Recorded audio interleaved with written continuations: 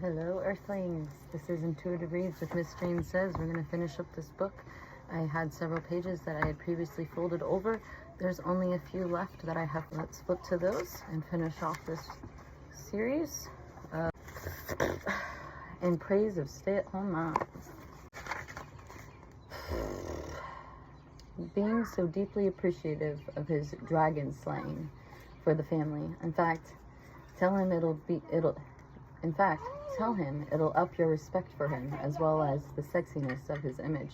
Women do tend to look up with more respect, admiration, appreciation to the men who take care of them than those who lead unisex lives with them.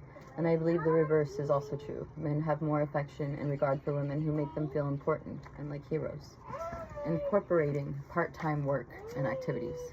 One stay-at-home mom wrote to tell me that she suggests women be prepared when they're young for the lifestyle they most value. Know what you want and don't compromise. You can only do what you plan for, and then you have to make it work.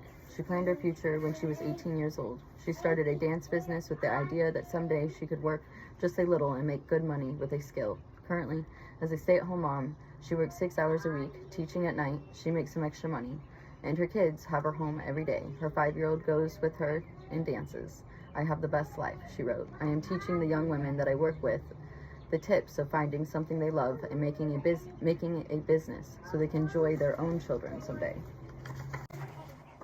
In this young woman's case, she had a skill that was a love, dancing, and she worked it around her family, not the other way around. I used to take care of Derek all day and then go to work at a radio station at 9 p.m. After his bedtime. Was I tired? Yes. Was I satisfied? I got to continue doing my love, helping people through a radio program, without taking anything away from mothering. Yes, I was satisfied, and thankfully, youthfully energetic enough to handle it all. There is a danger, though, that when you take on extra responsibilities and activities, you will further add to your mental and physical exhaustion. As another stay-at-home mom put it, I find that the times when the whole house is stressed and cranky and nothing seems to be going well directly correspond to the times when I am spending more hours on the work or volunteering. I find that being a stay-at-home mom, yes? I got egg. Oh, a gold egg. Lovely. And you're going to cook some eggs? And then more eggs. I sprinkled those around last year. They're still in the yard, and you're still playing with them.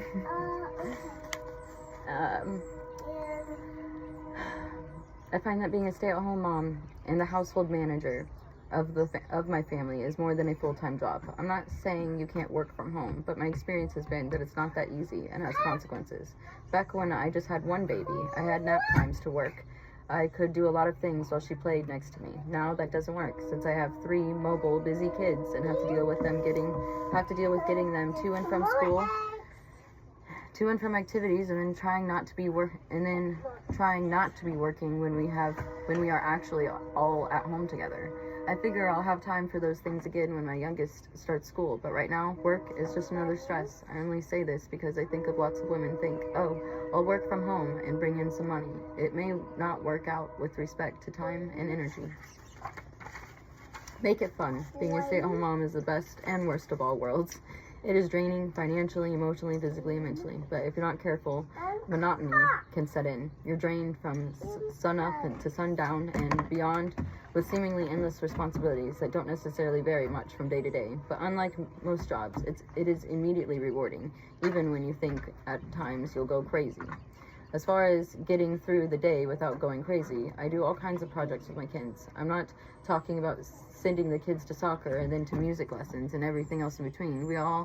We do all kinds of projects, making stuff from common household ingredients like paint, bubbles, and dough. My kids love to color with markers, crayons, and paint. We play outside, blow bubbles, read books, and play puzzles. Sometimes something as simple as gluing macaroni onto paper will completely entertain my 2-year-old. I find doing an activity will get my mind off of anything that might be bothering me at the time, and will usually entertain my little one so he's ready for a nap when we're through. Then I get a moment of rest to regroup. Cleaning and cooking on a daily basis can become a bit of a bore, like anything else, including a job at an office. The key is to find ways to make it a challenge and to make it fun. I always thought cleaning while dancing was great. That's probably why I like Swiffer commercials. I remember my mother polishing the floors. No, not on her hands and knees. Every day she would put a rag a rag under each of her feet and glide through the house, going about whatever activities, with the floor being polished along the way. I personally never minded folding or ironing, because I would put an old movie on the television, Captain's Courageous, for example, and work while sniffling over some sad scene. Yeah, even that can be fun. I would make sure Derek had access to activities where I was. My part-time work to make a few extra bucks was to teach machine knitting once a week, and I had a shed out back, and students would come and take lessons. Derek would sit on the floor and play, as most boys do.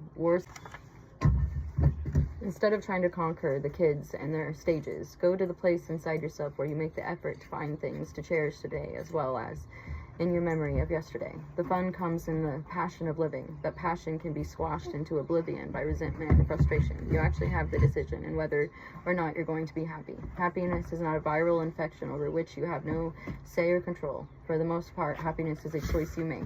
And you know the saying about making lemonade out of lemons? When children grow up with a confident and happy mom, their whole world is a better place. Perhaps you should make it a point, a goal, to be happy, and put effort into that.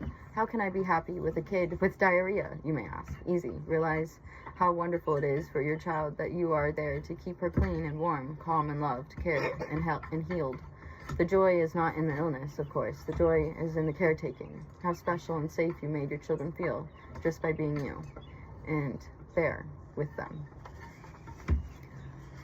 After a while, you'll get good enough to sense way in advance when you're getting to that strung out point, and you can heat it off by doing the kinds of things you know cheer you up, or by not doing the kinds of things that are stressing you out. You need to gauge what you need to do so that you don't end up doing or saying something your child or husband that would cause them and you deep pain and regret.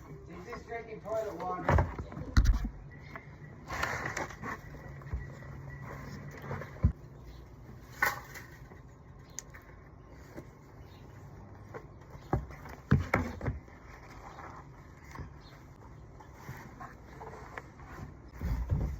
Mommy, I found it. Ooh, that is a wasp nest that I knocked down. Bugs used to live in there. They're little babies. Make a decision about which path they should pursue. What, they haven't made the decision already? Of course they have. That's why they are stay-at-home moms. Many women call me complaining that the guy they're dating or have already married does not wish to be the sole supporter or to try to give up the perks of that second salary. I tell the unmarried ladies to dump the guy and be patient enough to wait to marry a man who shares their values in view of the family and parenthood. A recent caller who was having a transition problem. I'll be dealing with the issue later in this book. As I mentioned earlier, child care is not just a maintenance program for both ends of the child. What do you want your children to think is right and wrong? How do you want them to see life and death? What do you hope they'll learn and practice about compassion? Nevertheless, this problem of societal values and how they have minimized choice and maximized acquisition and self-centeredness impacts both stay-at-home moms and their husbands. Many stay-at-home moms end up in divorces, feeling so diminished by society they end up in their embarrassment and self-doubt, taking it out on those around them. In life, everything has good and bad elements. The most important lesson I'm still trying to learn myself is that the bad should never be the end of the story, nor the decision maker. Not when there also exists the good and the unforgettable. This is all by the way of introduction to this chapter, which will deal with the stay-at-home moms have found to be good and bad. Intuitive Reads with Miss Jean says, the final closure of this book. Much love, Earthlings.